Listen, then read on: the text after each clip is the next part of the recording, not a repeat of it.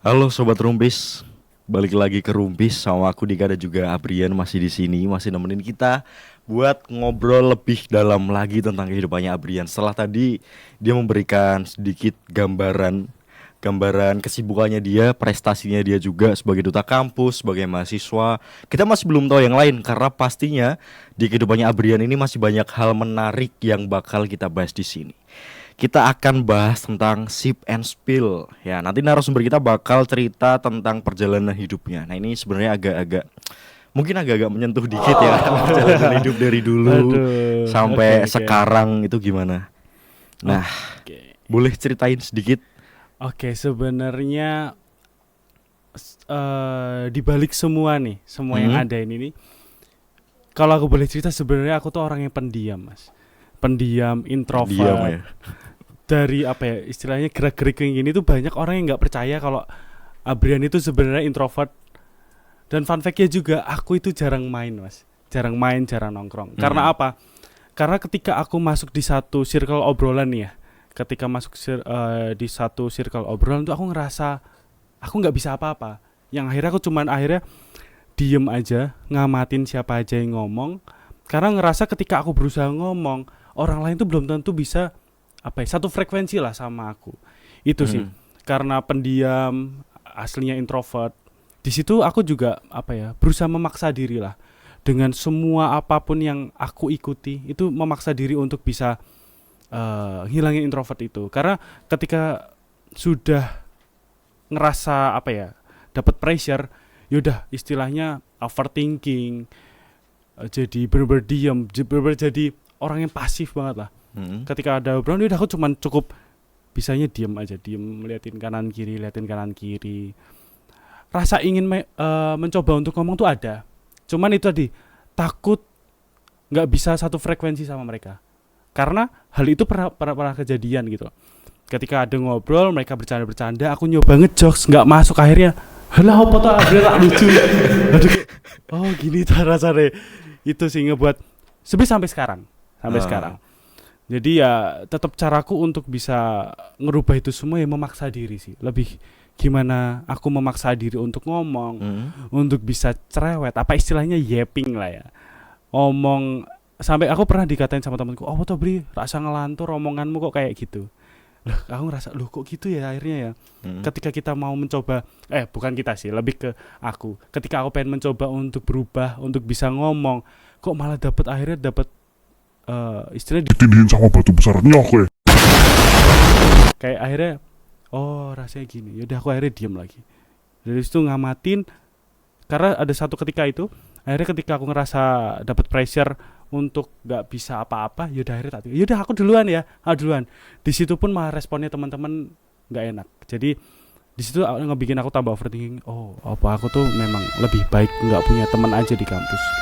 Gitu sih, karena sampai benar-benar ngerasa ketika habis ada apa-apa, aku yaudah lebih baik menyendiri ke kantin sendiri atau kemana sendiri, Hmm. belajar sendiri. Itu sih minusnya, istilahnya minusnya atau dibalik eh layar dari Di seorang balik layar dari Adrian. seorang Abrian gitu Iya, sebenarnya introvert gitu ya. Tapi pernah nggak introvert sih orang. punya pressure besar dari itu semua? Maksudnya kayak di zaman sekarang ya teman-teman Gen Z itu kan Mm, banyak banget yang mereka tuh suka punya circle. betul Mereka senang banget. banget nongkrong, cari Mm, coffee shop yang skena gitu kan ya. iya betul Nah betul. pernah nggak sih ngerasa apa ya kayak kok aku nggak punya temen ya? Kok aku nggak punya teman kayak orang-orang lain yang punya teman banyak?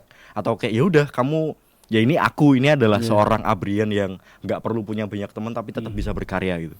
Oke, sebenarnya untuk punya keinginan untuk bisa istilahnya main lah ya, punya Hmm. circle, punya teman main itu ada banget mas, ada banget pengen mencoba seperti itu. Tapi aku ngerasa itu tadi, karena ketika mencoba untuk masuk satu circle itu ngerasa nggak satu frekuensi, itu yang ngebuat aku kayak akhirnya apa ya, kayaknya udahlah sendiri aja. Tapi sebenarnya di balik itu semua, aku tuh sekarang punya satu sosok teman, pacar, sahabat yang bener-bener itu satu apa istilahnya nge-support aku banget sih, Mas. Hmm. Dari aku yang tadi aku ceritain overthinking parah, terus apa-apa dipikirin, dia punya satu omongan yang sampai sekarang jadi pedoman buat aku. Aku pernah ketika overthinking, terus aku cerita ke dia, dia cuman bilang sama aku, kamu kalau ngikutin ini sama ini itu ngerusak badan. Dan dari situ aku, oh iya benar juga.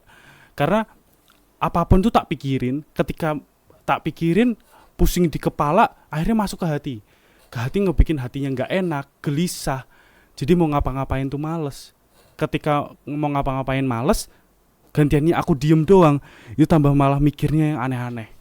Itu sih sesuatu yang berusaha aku hindari. Tapi sampai sekarang kamu masih ini gak sih? Masih sering ngerasa susah buat bergaul? Sebenarnya masih karena apa ngerasa gaul? Itu tadi takut nggak sefrekuensi. Makanya aku lebih baik sendiri, lebih baik apa-apa tak kerjain sendiri. Sedangkan itu semua ternyata tuh malah jadinya minus buat aku. Oke. Gitu sih Mas. Tapi ketika kamu ngerasa seperti itu dan juga sekarang kan kamu kan sudah punya berbagai macam kegiatan dan juga di kampus kamu juga sebagai seorang duta kampus yang dimana itu akan lebih banyak dikenal sama orang. Bener. Ada hal positif nggak dari duta kampus itu, dari hal yang kamu ikutin sekarang dalam segi pertemanan dan segi pandangan orang lain? Oke. Hal positifnya ada banget dan besar banget. Kenapa besar dan ada banget? Karena dari duta kampus ini aku dituntut pastinya. Yang awalnya aku pendiam, introvert, dituntut untuk bisa ngomong, untuk bisa bergaul. Contohnya kayak kita ketemu satu circle baru, dia tetap berusaha gimana cara untuk bisa nyambung. Meskipun istilahnya pembahasannya selalu formal terus, selalu serius terus. Dan di situ juga istilahnya karena aku dikenal orang banyak, secara nggak langsung kan dikenal orang banyak. Itu aku berusaha untuk menjaga diri, untuk tidak istilahnya nggak boleh aneh-aneh. Selalu harus tetap taat aturan lah istilahnya secara nggak langsung.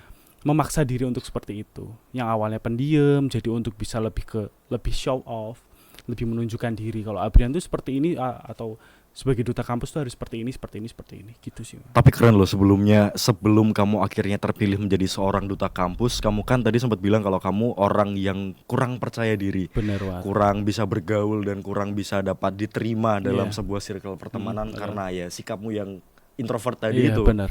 Tapi hal apa yang akhirnya membuat kamu tuh yakin kalau misalkan kamu bisa dan berani buat tampil, berani show off menjadi duta kampus? Oke. Yang ngebikin aku yakin adalah yang pertama omongan orang tua. Karena buat aku orang tua itu segalanya. Nice. Apalagi mama. Di lain itu juga aku ngerasa orang yang istilahnya ngomongin gak enak ke aku. Aku waktu itu sempat ada mikir, ini kalau omongan orang gak enak ini tak ikuti terus, aku bakal lebih terjerumus lah. Dari situ aku mikir, oke, aku bakal bodoh amat dengan semua orang yang ngomong gak enak ke aku. Jadikan itu hal yang bikin semangat aku lah. Ketika aku ada omongan gak enak A nih, oke, berarti aku harus ngerubah A itu jadi B supaya istilahnya naik level lah.